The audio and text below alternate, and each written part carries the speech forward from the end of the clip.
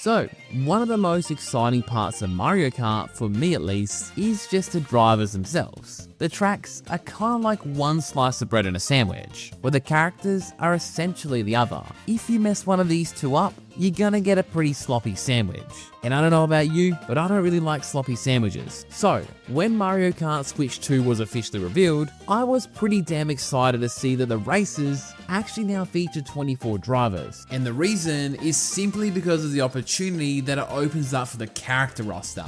More characters racing, you'd probably assume would equal more options to select from. This means we could expect to see a lot of new races, returning races, and even potentially alternative costumes like Mario Kart Tour. In this video, I specifically want to go over all the past characters from Mario Kart games who have not yet been confirmed, and just rank them on a likelihood tier list, just consisting of very likely, meh, and just unlikely. Before we do get started, I just want to let you know that I am going to be giving away a Nintendo Switch 2 and also a copy of Mario Kart when this thing actually comes out. To be part of the giveaway, all you have to do is simply be subscribed to this channel. That is it. Alright, I'm not going to waste your time reading out every single confirmed character. They're on screen right now, thanks to the Mario Kart wiki of course. Instead, let's just go game by game for the characters that aren't in this game already. Ironically, the game that started it all actually has what I classify as a forgotten racer, literally. If you're just looking at the select screen itself, you might not notice it straight away.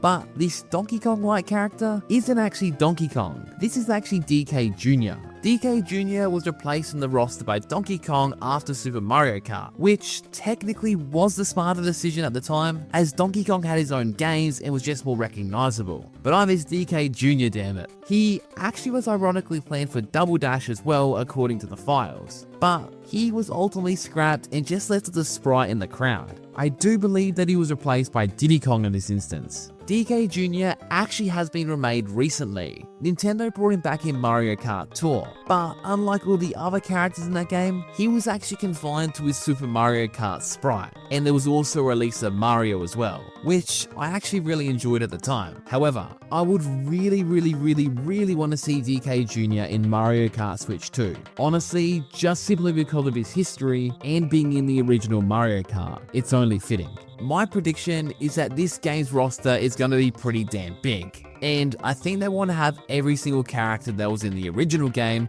as that's kind of what started this entire series. Not kind of, it did start this series. So I'm going to be putting this very forgotten driver into the maybe tier. Moving on, we have Mario Kart Double Dash. And this is because both Mario Kart 64 and Super Circuit have all their characters in Mario Kart Switch 2, which is pretty damn exciting. There are actually 3 characters in Double Dash who haven't been currently confirmed yet in Switch 2. First up is what I also consider another forgotten character, just being Paratroopa. This is actually pretty damn surprising that he's never been remade, especially when you start considering that this would probably be the easiest driver to implement. Just literally put wings on a Koopa Troopa and then make it red. I actually think this is officially the time where Paratroopa will return as a driver. I would prefer Paratroopa to be his own individual character and not just an alternative of Koopa, mostly just due to his legacy in Mario Kart, but I wouldn't oppose to it being an alternative costume either. As long as we get him, I'll be pretty happy. So this one's going in the likely tier for me. Petey Piranha is the second character in this list, and to be completely honest, I kind of see Petey Piranha as more of a mainstay just because of his recent inclusions in the Mario Kart character rosters. He of course first made his debut in Double Dash, then he returned in Mario Kart Tour recently, and then even more recently he came in Wave 5 of the Booster Course Pass. I kind of feel like now Petey Piranha has arguably become one of the most recognizable bosses just from the Mario series. What beats him? Like Bowser, the Koopalings, maybe Boom Boom and Pom Pom, but he's definitely up there for being recognizable. And King Boo has already been confirmed for this game as well, and I kind of see those two always going together. So I'm actually going to put Petey Piranha in the very likely tier. Diddy Kong is in the very same boat. I actually consider Diddy Kong as part of the main cast in Mario Kart these days. He first appeared in Double Dash, but also returned in Mario Kart Wii, Tour, and of course the Booster Course Pass. He of course didn't appear in Mario Kart DS, and of course Mario Kart 7 as well, but I always kind of felt like they were a little bit more reserved for the handheld game. there was always a lot of characters that always got cut from them, but then made a return in the next following home console game. So considering this is a home console game, I'm pretty damn confident that he's going to be a lock for this one. So I'll be putting him in the very likely category as well. Next up is Mario Kart DS. And this one has two drivers who haven't returned in Mario Kart Switch 2, this being Drybones and R.O.B. Starting with Drybones. Kinda like Diddy Kong, Drybones almost feels like he's been in all the main Mario Kart games. He was in DS, Wii, Mario Kart 8's base game, and of course even in Mario Kart Tour. Drybones honestly feels like a mainstay now. He only just wasn't in Mario Kart 7, which again was a handheld game which I kinda felt like they were reserved for. I just said that a second ago, so I don't know why I said it again. But the point is, I actually consider him very likely. It'd be a massive shock if he didn't return, to be honest. I'm looking at you, Super Mario Party Jamboree.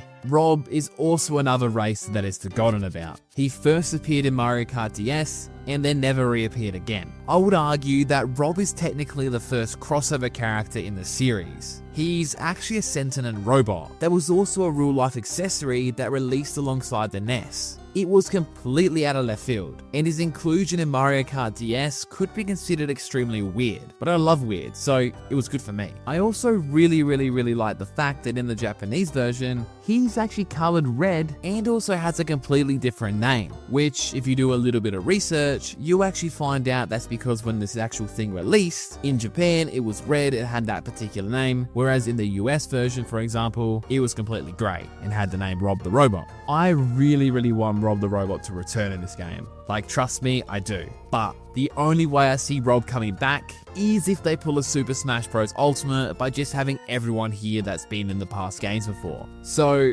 I am unfortunately putting him in the unlikely category. Sorry, Arrow. Continuing down the chain of releases, we of course have Mario Kart Wii. And this actually has 4 debut drivers who haven't been spotted in Mario Kart Switch 2, as of yet anyway. These are Funky Kong, Dry Bowser, and the Mii. First up, Funky Kong is the one I'm actually kind of scared for. My heart tells me that he's a fan favorite character and will definitely be there, and he's practically been in every single game since his debut aside from Mario Kart 7. He was in Tour, and of course was in Wave 6 of the Booster Course Pass, as what I would probably say was like the main draw card of Wave 6, just alongside Wii Rainbow Road. I have a feeling that if Funky Kong is going to make a return, it might be in the form of additional content. Whether that be a rotating shop or DLC, I think he packs that really big powerful punch that honestly just drags people in. But in saying that, he's arguably one of the most popular drivers in the series. Not only because he was the GOAT in Mario Kart Wii, but he's also just a whole lot of fun with his expressive animations and just really cool persona. Like, I want to hang out with that guy, man. I'm thinking that he might actually be in the likely tier, just because this game will probably be pretty huge in terms of character roster, and he's pretty damn popular, so let's put him in the likely tier. Now, Dry Bowser I would actually classify as an alternative costume. I really hope they don't use up a character slot here for just alternatives like this, because then you just get a complete roster that's just full of complete fluff. However, if they make alternative costumes for characters, I would love them to be here. Make all the costumes you want in the world, Nintendo. It'd be great. I'm gonna say he is very likely. Then, of course, we have the Miis. This one ultimately comes back down to if the next console actually supports the Mii, and it's the Switch 2, so I'd be pretty damn confident to say they're bringing Miis over. So if they bring the Miis over, I could easily see these just being a driver in the next Mario Kart game. And if they are, I really hope there's a lot more costumes, just like we saw in Mario Kart Tour, and also the Booster Course Pass of Wave 6. Maybe the costumes can get different bonuses like they did in Tour, who knows? But I would still say they're very likely. So, this brings us to Mario Kart 7, and this game has some pretty damn wacky out there characters. It featured 3 new characters who aren't currently confirmed in Switch 2, being Metal Mario, Wiggler, and also a very forgotten character and very weird character, just being Honey Queen. Metal Mario is easily the most likely out of these 3. Again, the same kind of thing applies like with Dry Bowser. I wouldn't want this taking up a character slot, and like I said there, just simply be an alternative costume. That'd be pretty cool. But regardless, I would say that he is very likely just because he's been in every single game since his debut. Wiggler is also another interesting one. Technically, he has been in every single game since his debut as well. However, he did appear very late in both Mario Kart 8 Deluxe and also Tour. But Wiggler has always kind of been part of Mario Kart games in the past. He had a reference in Double Dash with the Wiggler bus, he was a boss in Mario Kart DS, and he even had his own course in Mario Kart Wii. So the writing has always been on the wall for quite a while there. I would actually argue that Wiggler is in the likely category to return. Honey Queen is what I consider a forgotten driver. Granted, she only debuted in Mario Kart 7, so she's only missed like 2 games or 3 games, but she was a very odd pick for Mario Kart 7 and I love it. It's pretty funny to think that while Luigi didn't make it into this game, but Honey Queen did. Make that make sense. Unlike Wiggler though, she hasn't had too many cameos in any Mario Kart game since. The only one that she has had was just in Mario Kart Tour with her emblem just appearing on a badge. Given her limited cameos in her history, and essentially just being forgotten about since Mario Kart 7, I would actually put her in the unlikely tier. She hasn't really appeared in too many games either. Kinda like R.O.B the Robot. The only way I actually see it happening is only if they do like a Smash Bros Ultimate everyone is here kind of thing, which I would actually really like. This brings us to Mario Kart 8 Deluxe, not including the booster course pass. There are a whole lot of characters in this game, and of course we haven't seen a lot of them in Mario Kart Switch 2. We have the Koopalings, multiple different alts, and also some crossover characters as well. The Koopalings, I would argue that these guys are pretty much guaranteed locks for the next Mario Kart game. It could be argued they could be like alternatives like in Smash Bros Ultimate, just where you pick one and you could just choose the others as you select that one, but I'm kind of partial to that. These guys feel like they're in everything, so I think giving them their own character would be a lot better rather than just being an alternative costume. I'd say they're very likely, especially considering they were all in Tour as well. The alternative costumes, I actually really hope they all come back, just because there's some really cool ones like Tanuki Mario and Cat Pete. But then you have Pink Gold Peach, for example. I actually think these are all very likely, but again, I really hope they're alternatives. The non-Mario Kart characters is where I'm kind of confused, to be honest. I actually hope there are a few crossover characters in the next Mario Kart game, and if so, I would hope that all 4 of these just return. I just hope they come with some fresh new tracks and of course some new characters as well, but not too many. I will put them in the likely tier, as I'm kind of leaning more towards they'll have a few small little crossovers, but I'm not too confident on this one. This brings us to the final game in the series so far, which of course is Mario Kart Tour, which we got a lot of debut drivers in this game that we have not seen in Mario Kart Switch 2. I would not be including all the alternative costumes here unless you want to be here for like 2 or 3 hours. But the same goes with what I said before. I'd love to see them all feature, but again, only if they're an alternative costume, damn it. I sound like a broken record, but I don't want to take down the character select through. It's a pet peeve of mine. I want to see new, cool drivers. End of story. Moving on. Mario Kart Tour actually gave us some pretty cool debut drivers. We have Dixie Kong, Poochy, Kamek, King Bob-Omb, Nabbit, Chargin Chuck, Monty Mole, the Fire, Ice, Hammer and Boomerang Bros, and technically Peachette and also Captain Toad, but these could also be argued to be alternative costumes too. First up, we have Dixie Kong.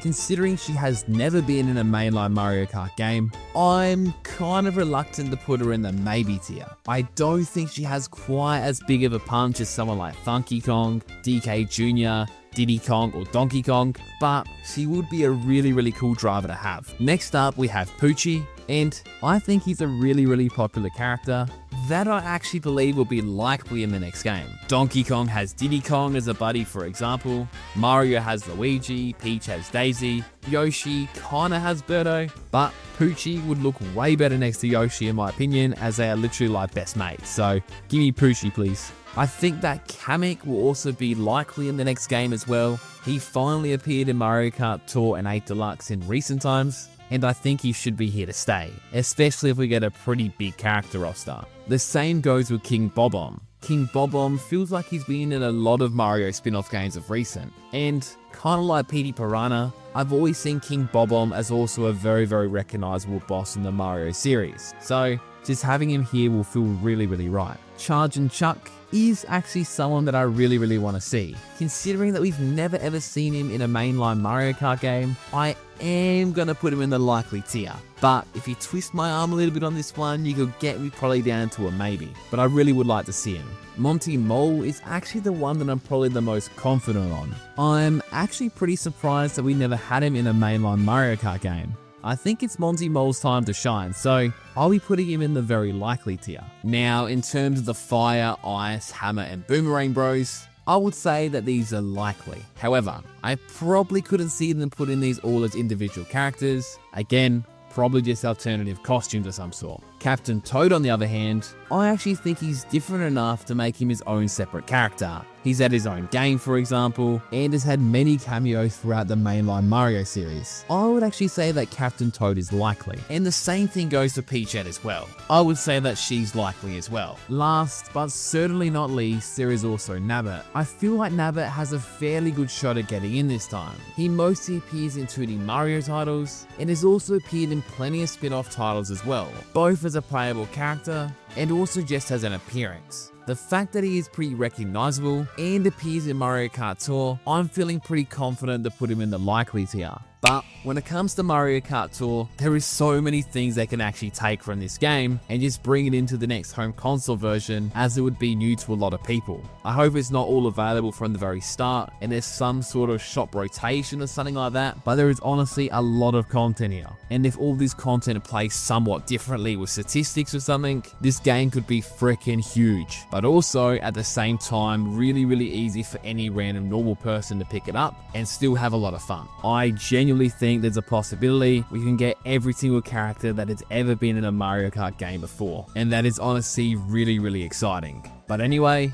this has been my tier list for every character's chances of making a return in Mario Kart Switch 2 that have been playable in the past. Let me know down in the comments section what characters you think will return in this game that of course have been in past Mario Kart games. I would love to read through them all. If you did enjoy this video as well, it'd be much appreciated if you could leave a like and of course subscribe. It honestly really helps out the channel. And until next time, take care of yourselves and I'll see you all in the next video. See ya!